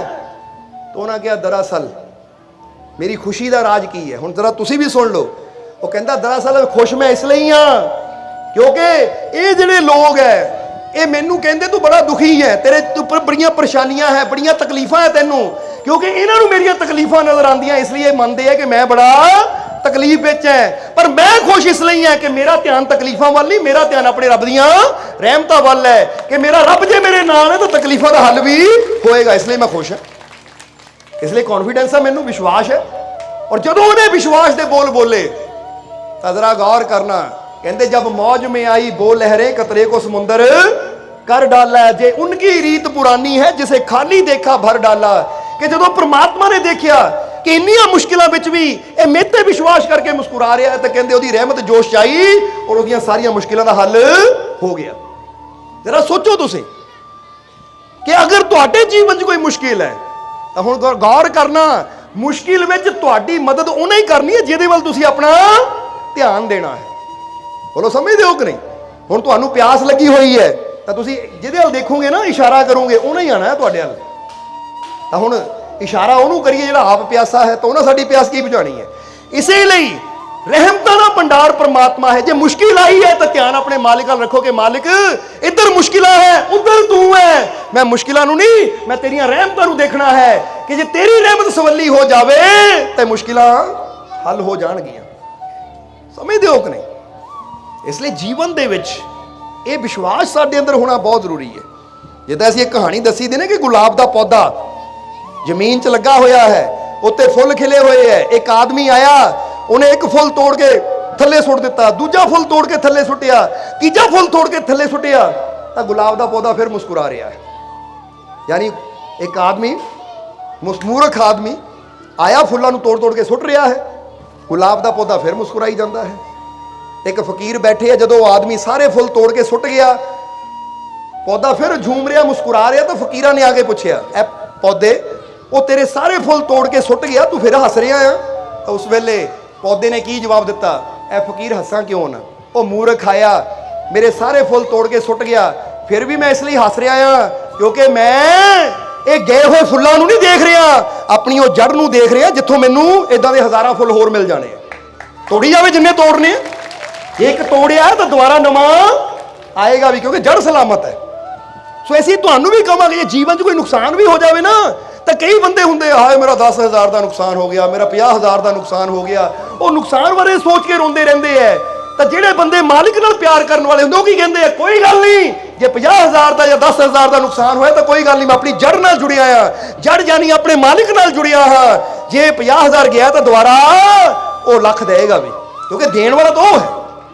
ਜਰਾ ਸਮਝਣਾ ਇਸ ਚੀਜ਼ ਨੂੰ, ਜਿਹੜੀ ਚੀਜ਼ ਚਲੀ ਗਈ ਉਹਦੇ ਬਾਰੇ ਸੋਚ ਕੇ ਦੁਖੀ ਹੋਣ ਦੀ ਬਜਾਏ ਆਪਣੇ ਮਾਲਿਕ ਤੇ ਵਿਸ਼ਵਾਸ ਕਰੀ ਕਿ ਜਿੰਨਾ ਗਿਆ ਹੈ, ਜੇ ਉਹਦੀ ਰਹਿਮਤ ਮੇਰੇ ਨਾਲ ਹੈ ਤੇ ਇਹ ਤੋਂ ਜ਼ਿਆਦਾ ਆਏਗਾ ਵੀ। ਬੋਲੋ ਸਮਝਦੇ ਹੋ ਕਿ ਨਹੀਂ?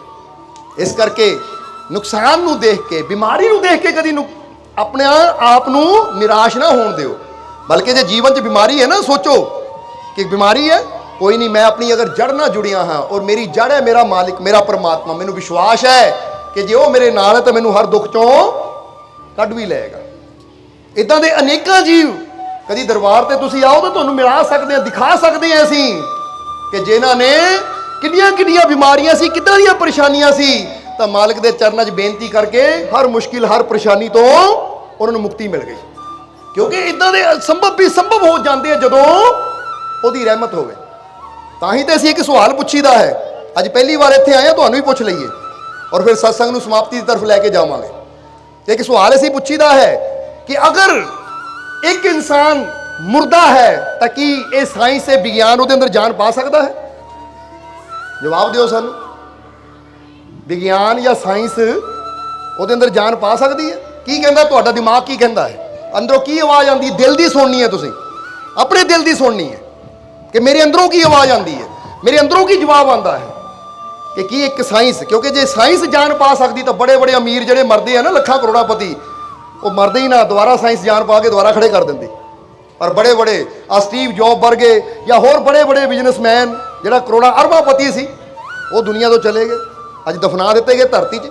ਜੇ ਕਿਤੇ ਇਦਾਂ ਦੀ ਕੋਈ ਗੱਲਬਾਤ ਹੁੰਦੀ ਤਾਂ ਅੱਜ ਉਹਨਾਂ ਨੇ ਕਹਿਣਾ ਸੀ ਭਾਈ 1 ਅਰਬ ਰੁਪਇਆ ਲੈ ਲਓ, 2 ਅਰਬ ਰੁਪਇਆ ਲੈ ਲਓ, 200 ਕਰੋੜ ਲੈ ਲਓ, ਮੈਨੂੰ ਜਾਨ ਦੇ ਦਿਓ। ਫਿਰ ਉਹ ਅੱਜ ਵੀ ਦੁਨੀਆ ਤੇ ਹੋਣੇ ਸੀ। ਜਰਾ ਸਮਝਣਾ ਸਾਰਿਆਂ ਨੇ। ਹੁਣ ਇੱਥੋਂ ਇਨਸਾਨ ਦਾ ਮਾਈਂਡ ਕੀ ਕਹਿੰਦਾ ਹੈ, ਇੱਥੋਂ ਪੁੱਛਣਾ ਹੈ, ਕਿਉਂਕਿ ਕਹਿੰਦੇ ਹੈ ਕਿ ਅੰਦਰੋਂ ਸੱਚ ਦੀ ਆਵਾਜ਼ ਆਉਂਦੀ ਹੈ ਕਿ ਅਗਰ ਇੱਕ ਮੁਰਦਾ ਹੈ ਤਾਂ ਪੂਰੀ ਸਾਇੰਸ ਮਿਲ ਕੇ ਵੀ ਉਹਦੇ ਅੰਦਰ ਜਾਨ ਨਹੀਂ ਪਾ ਸਕਦੀ। ਤਾਂ ਹੁਣ ਦੂਜਾ ਜਵਾਬ ਸੋਚਿਓ ਜ਼ਰਾ, ਆਪਣੇ ਅੰਦਰੋਂ ਕੀ ਆਵਾਜ਼ ਆਉਂਦੀ ਹੈ ਕਿ ਅਗਰ ਉਹ ਪਰਮਾਤਮਾ, ਉਹ ਵਾਹਿਗੁਰੂ, ਅੱਲਾ, ਉਹ ਈਸ਼ਵਰ, ਉਹ ਭਗਵਾਨ ਚਾਹਵੇ ਤਾਂ ਜਾਨ ਪੈ ਸਕਦੀ ਕਿ ਨਹੀਂ? ਪੈ ਸਕਦੀ ਜਾਂ ਨਹੀਂ? ਅੰਦਰੋਂ ਜਵਾਬ ਕੀ ਆਉਂਦਾ ਹੈ? ਪੈ ਸਕਦੀ ਹੈ ਨਾ। ਇੱਥੋਂ ਪਤਾ ਲੱਗਦਾ ਹੈ ਕਿ ਬੰਦੇ ਨੂੰ ਇਹ ਪਤਾ ਹੈ ਕਿ ਸਾਇੰਸ ਉਹ ਨਹੀਂ ਕਰ ਸਕਦੀ ਜਾਂ ਦੁਨੀਆ ਉਹ ਨਹੀਂ ਕਰ ਸਕਦੀ ਜੋ ਦੁਨੀਆ ਨੂੰ ਬਣਾਉਣ ਵਾਲਾ ਉਹ ਪਰਮਾਤਮਾ ਕਰ ਸਕਦਾ ਹੈ, ਕਿਉਂਕਿ ਅੰਦਰ ਕਿਤੇ ਨਾ ਕਿਤੇ ਉਹਦੀ ਤਾਕਤ ਕੰਮ ਕਰਦੀ ਹੈ। ਔਰ ਜਦੋਂ ਅਸੀਂ ਇਹ ਵਿਸ਼ਵਾਸ ਨੂੰ ਮੁਕੰਮਲ ਕਰ ਲੈਂਦੇ ਨਾ, ਵਿਸ਼ਵਾਸ ਨੂੰ ਪੂਰਾ ਕਰ ਲੈਂਦੇ ਆ, ਤਾਂ ਫਿਰ ਵਾਕਈ ਅਸੰਭਵ ਹੀ ਸੰਭਵ ਹੋਣਾ ਸ਼ੁਰੂ ਹੋ ਜਾਂਦਾ ਹੈ। ਇਦਾਂ ਦੇ ਅਸੀਂ ਕਈ ਨਾਮ ਤੁਹਾਨੂੰ ਦੱਸ ਸਕਦੇ ਹਾਂ, ਜਿੱਦਾਂ ਡਾਕਟਰ ਜੋਏ ਡਿਸਪੈਂਜ਼ਾ ਹੋਏ ਹੈ, ਡਾਕਟਰ ਨਾਰਮਨ ਕਜ਼ਨ ਹੋਏ ਹੈ, ਜਰਾ ਇਦਾਂ ਦੇ ਕਈ ਹੋਰ ਨਾਮ ਤੁਹਾਨੂੰ ਦੱਸ ਸਕਦੇ ਆ ਕਿ ਜਿਨ੍ਹਾਂ ਨੇ ਇੱਡੇ ਬੜੇ ਬੜੇ ਹਾਦਸੇ ਹੋ ਗਏ, ਇੱਡੇ ਬੜੇ ਬੜੇ ਹਾਦਸੇ ਹੋ ਗਏ ਕਿ ਡਾਕਟਰ ਕਹਿੰਦੇ ਸੀ, ਸਾਇੰਸ ਕਹਿੰਦੀ ਸੀ, ਉਹਨਾਂ ਦੀ ਰਿਪੋਰਟਾਂ ਕਹਿੰਦੀ ਚੱਲ ਨਹੀਂ ਸਕਦੇ, ਪਰ ਉਹਨਾਂ ਨੇ ਵਿਸ਼ਵਾਸ ਰੱਖਿਆ। ਆ ਡਾਕਟਰ ਜੋਏ ਡਿਸਪੈਂਜ਼ਾ ਜੋ ਇਸ ਵੇਲੇ ਵੀ ਦੁਨੀਆ ਤੇ ਜੀਵਤ ਹੈ, ਔਰ ਇਹ ਬੋਲ ਬੋਲ ਕੇ ਲੋਕਾਂ ਨੂੰ ਦੱਸਦੇ ਆ ਅਮਰੀਕਾ ਦੇ ਅੰਦਰ ਜਾਂ ਜਿੱਥੇ ਵੀ ਜਾਂਦੇ ਆ ਕਿ ਵਿਸ਼ਵਾਸ ਰੱਖੋ ਗੋਡ ਤੇ, ਰੱਬ ਤੇ ਵਿਸ਼ਵਾਸ ਰੱਖੋ ਤਾਂ ਸੰਭਵ ਹੀ ਸੰਭਵ ਹੋ ਸਕਦਾ ਹੈ। ਕਹਿੰਦੇ ਜੋਏ ਡਿਸਪੈਂਜ਼ਾ ਇੱਕ ਦਿਨ ਜਾ ਰਹੇ ਸੀ, 23 ਸਾਲ ਦੀ ਉਮਰ ਸੀ, ਤਾਂ ਉਹਨਾਂ ਦੀ ਬਾਈਕ ਦਾ ਐਕਸੀਡੈਂਟ ਹੋ ਗਿਆ, ਮੋਟਰਸਾਈਕਲ ਦਾ ਐਕਸੀਡੈਂਟ ਹੋ ਗਿਆ, ਤਾਂ ਉਹਨਾਂ ਦੀ ਰੀੜ੍ਹ ਦੀ ਹੱਡੀ ਦੇ 6 ਟੁਕੜੇ ਹੋ ਗਏ, 6 ਜਗ੍ਹਾ ਤੋਂ ਰੀੜ੍ਹ ਦੀ ਹੱਡੀ ਟੁੱਟ ਗਈ, ਤਾਂ ਬਿਲਕੁਲ ਪੈਰਾਲਾਈਜ਼ ਹੋ ਗਏ। ਪੈਰਾਲਾਈਜ਼ ਦਾ ਮਤਲਬ ਹੱਥ ਪੈਰ ਵੀ ਹਿਲਾ ਨਹੀਂ ਸਕਦੇ ਸੀ। ਤਾਂ ਜਦੋਂ ਹਸਪੀਟਲ ਜਾ ਕੇ ਰਿਪੋਰਟਾਂ ਦੇਖੀਆਂ ਤਾਂ ਡਾਕਟਰ ਕਹਿੰਦੇ ਸਾਰੀ ਜ਼ਿੰਦਗੀ ਤੂੰ ਚੱਲ ਨਹੀਂ ਪਾਣਾ। ਹਾਲਾਂਕਿ ਆਪ ਵੀ ਉਹ ਡਾਕਟਰੀ ਦੀ ਪੜ੍ਹਾਈ ਕਰ ਰਹੇ ਸੀ ਉਸ ਵੇਲੇ, ਜਰਾ ਸਮਝਣਾ। ਤਾਂ ਉਸ ਵੇਲੇ ਕਹਿੰਦੇ ਡਾਕਟਰ ਜੋਏ ਡਿਸਪੈਂਜ਼ਾ ਆਪ ਦੱਸਦੇ ਹੈ कि मन तो बड़ा निराश होया, पर फिर मैं बाइबल की एक लाइन सुनी कि जे तुहानू राई दे दाने बराबर भी ईश्वर ते विश्वास है तो तुहाडे जीवन च जे मुश्किलों का पहाड़ भी है तो तुसी विश्वास नाल कहो तो भी हट जाएगा। कहते बस उस विश्वास नाल मैं कहा कि डॉक्टर की कहते हो मैनू पता नहीं, पर मैनू विश्वास है मेरी हड्डी ठीक होएगी, एक दिन मैं चलूंगा। और फिर कहते विश्वास ने ही कुछ महीनों अंदर मैनू पैरों ते खड़ा कर दिता, पूरी तरह मैं ठीक हो गया। और जो मेरे टेस्ट ले गए तो रिपोर्टां च की आया, रिपोर्टां च आया इदा कि इदा लगता रीढ़ की हड्डी कभी टुटी नहीं होंगी, बिल्कुल सही सलामत। कहते विश्वास की यह शक्ति है, और ये विश्वास की शक्ति कम किदां करती है, ये इस तरह कम करती है कि जिहड़ा परमात्मा सानू बना सकता है तो जे साडे अंदर माड़ा मोटा बिगाड़ आ जाए इहनूं ठीक भी वो कर सकता है। क्योंकि बनाने वाली शक्ति किहड़ी है, जरा इहनूं थोड़ा जिहा विचार करके देखना कि जदों बच्चा माँ के गर्भ च हुंदा तो हड्डियां नूं कौन बनाता है? किते माँ बाहरों हड्डी खाती है कोई कि मैं हड्डी खानी है तो अंदर जाके बच्चे नूं लगनी है, बाहरों अख खानी है तो अंदर जाके बच्चे दे लगनी है, या बाहरों मैं गुर्दा खाना तो बच्चे दे जाके लगना, किते बाहरों कोई चीज़ लैंदी है माँ? नहीं, सिर्फ रोटी खाती है, दाल खाती है, जो सब्जी खाती है। हुण वो चीज़ां ना अंदर जाके अखां भी बनदियां, दिल भी बनता है, गुर्दे बनते हैं, लीवर बनता है, हड्डियां बनदियां, सब कुछ अंदर बन रहा है। कौन बना रहा है? और जरा सोचो, जेड़ा पहली बार बना सकता है, जदों कुछ नहीं सी उदों बना सकता है। नहीं तो सोच के देखो, तुहाडी कोई बर्थ डेट होएगी, जिदा बंदा कहता कि मेरी बर्थ डेट इन्ने सौ इन्ने है, बंदा पूछो उस तो पहला तू सी? जे कोई कहे मेरा जन्म 1980 में होया तो यह मतलब 1979 तू है नहीं सी, 1988 च है नहीं सी, 1980 में तू आया, यह मतलब तो पहला नहीं सी। किसी ताकत ने तेनू बनाया ता तू आया, और जिहड़ी ताकत तेनू बना सकती है माँ के गर्भ च, तो हुण जे तेरे अंदर प्रॉब्लम आ जाए उस पर विश्वास रखो, तेनू ठीक भी कर सकती है। इस करके कहो अपने अंदर कि मैनू अपने रब ते अपने मालिक ते पूरा, मैनू अपने मालिक ते पूरा, मैनू अपने मालिक ते पूरा। और ये विश्वास अंदरों करना है तुसीं, तो तुहाडी जिंदगी बदलनी शुरू हो जाएगी, तुहाडियां मुश्किलों का हल होना शुरू हो जाएगा। कोई भी प्रॉब्लम है, विश्वास ना कि मैनू यकीन है अपने मालिक ते कि मेरी प्रॉब्लम का हल ठीक है मेरे हाथ च नहीं है, पर ਉਹਦੇ हथ च सब कुछ है, वो चाहे तो सब कुछ कर सकता है। कई बार बंदा कहता ना ये हालात ते मेरा बस नहीं चलता, मेरे कंट्रोल तो बाहर है। तुहाडे कंट्रोल तो बाहर होएगी, पर रब दे कंट्रोल तो बाहर तो कुछ भी, ਉਹਦੇ कंट्रोल च तो सूरज है, चंद है, सितारे, पूरा ब्रह्मांड ਉਹਦੇ कंट्रोल च है। नहीं तो तुसीं देखो कभी होया कि सूरज बेटैमा चढ़ जाए कि रात को चढ़ गया अद्धी रात को, ਉਹਦੇ कंट्रोल च है, कंट्रोल च चल रहा सब कुछ। हुण जिहड़ा पूरे ब्रह्मांड को कंट्रोल कर सकता है वो तुहाडे हालातां ते भी कंट्रोल कर सकता है। बस उस पर विश्वास करना शुरू करो, उस पर यकीन करना शुरू करो। बोलो समझते हो कि नहीं? और एक वचन होर करना है जाते जाते, वो वचन केड़ा है? क्योंकि वो परमात्मा, वो प्रभु की चाहता है कि जिन प्रेम कियो तिन ही प्रभु पाओ। तो अज तो ये वचन भी करना कि मैं सब नाल प्रेम करना है, मैं किसी नाल नफरत नहीं करनी। कई बार असीं जातां पातां नूं लैके, कई बार धर्मां नूं लैके एक दूजे नाल नफरत करते रहते हैं, एक दूजे नाल झगड़े करते रहते हैं। तो याद रखो कि ये भी अपने आप नाल सोचो कि मैं किसी भी धर्म नूं नीवा नहीं समझना, हर धर्म की मैं रिस्पैक्ट करनी है। क्योंकि हर कोई जिस दे नाल प्यार करता है ना, ਉਹਦੇ वास्ते ਉਹਦੀ एक रिस्पैक्ट होंदी, इज्जत होंदी। जिदा बंदा कहता ये मेरा बाप है, मेरे बाप नाल मैं प्यार करता, मैं अपने बाप की इज्जत करता है। पर जे कोई दूजा आवे और दूजा आके ਉਹਦੇ बाप ਨੂੰ बुरा बोले, तेनू तो गुस्सा लगना ही है, फिर लगना कि नहीं? समझते हो कि नहीं? जिदा कहते ना, एक बार एक फकीर दे कोल दो धर्मां दे इंसान चले गए, एक हिंदू एक मुसलमान। दोने जाके फकीरां नूं कहण लगे कि महाराज तुसीं रब दे फकीर हो, दसो किहड़ा धर्म चंगा, हिंदू या मुसलमान? हिंदू कहण लगा हिंदू धर्म चंगा, मुसलमान कहना मुसलमान धर्म चंगा, पर तुसीं दसो जी दोनों चों किहड़ा धर्म चंगा है? तो उसले फकीर कहंदे ठहरो। फकीरां ने अपनी झोली च एक गेंद कड्ढी, और गेंद ना इदां सामने फकीरां दे एक टेबल सी, टेबल दे उपर रख दित्ती, इधर हिंदू बैठा इधर मुसलमान बैठा। फकीर कहंदे आ गेंद रखी है, दसो ये गेंद चिट्टी है या काली? गेंद चिट्टी है, सफेद है या काली? हुण इधरों बैठा बंदा कहंदा जी गेंद काली है, उधर बैठा बंदा कहंदा गेंद सफेद है। हुण जदों इधर लेने गया सफेद है, इधर लेने गया काली है, तो इधर बैठा कहने लगा देखिया तो दिमाग खराब है, काली गेंद नूं सफेद कही जाता है। तो वह कहने लगा इहदा दिमाग खराब है, ये सफेद गेंद नूं काला कही जाता है। वो फकीर कहंदे झगड़ा ना करो, हुण इदां करो जगह बदलो। जदों जगह बदली उन्हें इधर आया उधर आया, कहंदे हुण दसो ਉਹ ਕਹਿੰਦਾ ਹੈ ਗੇਂਦ ਤਾਂ ਸਫੇਦ ਹੈ। ਉਹ ਕਹਿੰਦਾ ਇਹ ਗੇਂਦ ਕਾਲੀ ਹੈ ਮਹਾਰਾਜ, ਇਹ ਕੀ? ਫਕੀਰ ਕਹਿੰਦੇ ਦਰਅਸਲ ਇਹ ਗੇਂਦ ਅੱਧੀ ਕਾਲੀ ਹੈ ਅੱਧੀ ਸਫੇਦ ਹੈ, ਗੇਂਦ ਇੱਕੋ ਹੀ ਹੈ ਪਰ ਇਹਦਾ ਅੱਧਾ ਰੰਗ ਕਾਲਾ ਹੈ ਅੱਧਾ ਰੰਗ ਸਫੇਦ ਹੈ। ਇਧਰੋਂ ਕੋਈ ਦੇਖੇਗਾ ਉਹਨੂੰ ਸਫੇਦ ਲੱਗੇਗੀ, ਇਧਰੋਂ ਕੋਈ ਦੇਖੇਗਾ ਉਹਨੂੰ ਕਾਲੀ ਲੱਗੇਗੀ, ਗੇਂਦ ਇੱਕੋ ਹੀ ਹੈ। ਹੁਣ ਜਿਹੜਾ ਸਮਝਦਾਰ ਹੋਏਗਾ ਨਾ ਉਹ ਲੜਾਈ ਨਹੀਂ ਕਰੇਗਾ, ਦੇਖਣ ਦੀ ਸਮਝਣ ਦੀ ਕੋਸ਼ਿਸ਼ ਕਰੇਗਾ ਕਿ ਭਾਈ ਜਿਹਦੇ ਪਿੱਛੇ ਅਸੀਂ ਲੜ ਰਹੇ ਹਾਂ ਤਾਕਤ ਤਾਂ ਇੱਕੋ ਹੀ ਹੈ। ਝਗੜੇ 'ਚ ਆਪਣੀ એનર્ਜੀ ਵੇਸਟ ਕਰਨ ਨਾਲੋਂ ਚੰਗਾ ਹੈ ਕਿ ਰਲ ਮਿਲ ਕੇ ਅਸੀਂ ਕੋਈ ਸਮਾਜ ਦਾ ਭਲਾ ਕਰੀਏ, ਕੋਈ ਆਪਣੇ ਨਗਰ ਨੂੰ ਆਪਣੇ گاؤں ਨੂੰ ਆਪਣੇ ਸਮਾਜ ਨੂੰ ਅੱਗੇ ਲੈ ਕੇ ਚੱਲੀਏ। ਨਹੀਂ ਤਾਂ ਜਿੰਨਾ ਅਸੀਂ ਝਗੜੇ ਕਰ ਕਰਕੇ ਆਪਣੀ એનર્ਜੀ ਵੇਸਟ ਕਰ ਦਿੰਦੇ ਆ, ਆਪਣਾ ਪੈਸਾ ਗਵਾ ਦਿੰਦੇ ਆ। ਜ਼ਰਾ ਸੋਚੋ ਕੋਰਟ ਕਚਹਿਰੀਆਂ 'ਚ ਥਾਣਿਆਂ 'ਚ ਕਿੰਨਾ ਪੈਸਾ ਬੰਦੇ ਦਾ ਬਰਬਾਦ ਹੁੰਦਾ ਹੈ। ਅਗਰ ਰਲ ਕੇ ਬੰਦਾ ਸੋਚੇ ਕਿ ਝਗੜਾ ਕਰਨ ਦੀ ਬਜਾਏ ਅਸੀਂ ਇਹ ਪੈਸੇ ਨੂੰ ਕਿਸੇ ਭਲਾਈ ਦੇ ਕੰਮ 'ਚ ਲਾਣਾ ਹੈ, ਕੋਈ ਭੁੱਖੇ ਬੱਚਿਆਂ ਨੂੰ ਜਾਂ ਭੁੱਖੇ ਇਨਸਾਨਾਂ ਨੂੰ ਭੋਜਨ ਦੇਣਾ ਹੈ, ਕੋਈ ਗਰੀਬ ਬੱਚੇ ਨੂੰ ਕਿਤਾਬਾਂ ਲੈ ਦੇਣੀਆਂ ਹੈ, ਤਾਂ ਸੰਸਾਰ ਸਾਡਾ ਕਿੰਨਾ ਅੱਗੇ ਜਾ ਸਕਦਾ ਹੈ। ਸਮਝਦੇ ਹੋ ਕਿ ਨਹੀਂ? ਤਾਂ ਹੀ ਕਹਿੰਦੇ ਕਿਸੇ ਨੂੰ ਬੁਰਾ ਨਾ ਸਮਝੋ, ਬਲਕਿ ਉਹਦੇ ਨਜ਼ਰੀਏ ਨਾਲ ਦੇਖਣ ਦੀ ਕੋਸ਼ਿਸ਼ ਕਰੋ, ਉਹਦੇ ਨਜ਼ਰੀਏ ਨਾਲ ਸਮਝਣ ਦੀ ਕੋਸ਼ਿਸ਼ ਕਰੋ।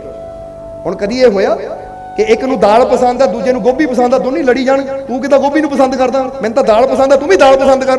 ਤਾਂ ਨਹੀਂ ਭਾਈ, ਕਹਿੰਦੇ ਉਹਦੀ ਆਪਣੀ ਚੁਆਇਸ ਹੈ, ਉਹ ਦਾਲ ਦਾ ਸਵਾਦ, ਮਜ਼ਾ ਇਹ ਕਿ ਉਹਨੂੰ ਦਾਲ ਪਸੰਦ ਹੈ ਤਾਂ ਦਾਲ ਦਾ ਸਵਾਦ ਲੈ, ਤੈਨੂੰ ਗੋਭੀ ਪਸੰਦ ਦਾ ਸਵਾਦ ਲੈ। ਸਵਾਦ ਲਓ, ਕਿਉਂਕਿ ਸਵਾਦ ਲੈਣ ਵਾਸਤੇ ਆਏ, ਝਗੜੇ ਕਰਨ ਵਾਸਤੇ ਨਹੀਂ ਆਏ। ਜੇ ਕਿਸੇ ਨੂੰ ਰਾਮ ਕਹਿਣ 'ਚ ਆਨੰਦ ਆਉਂਦਾ ਤਾਂ ਭਾਈ ਰਾਮ ਵੀ ਉਹਦਾ ਹੀ ਨਾਮ ਹੈ, ਕਿਸੇ ਨੂੰ ਵਾਹਿਗੁਰੂ ਕਹਿਣ 'ਚ ਆਨੰਦ ਆਉਂਦਾ ਤਾਂ ਵਾਹਿਗੁਰੂ भी। सब्सक्राइब कीजिए सर्व संध्या दरबार कांटिया शरीफ चैनल को और बेल आइकन दबाइए मालिक जी की लेटेस्ट सत्संग की वीडियो को सबसे पहले देखने के लिए।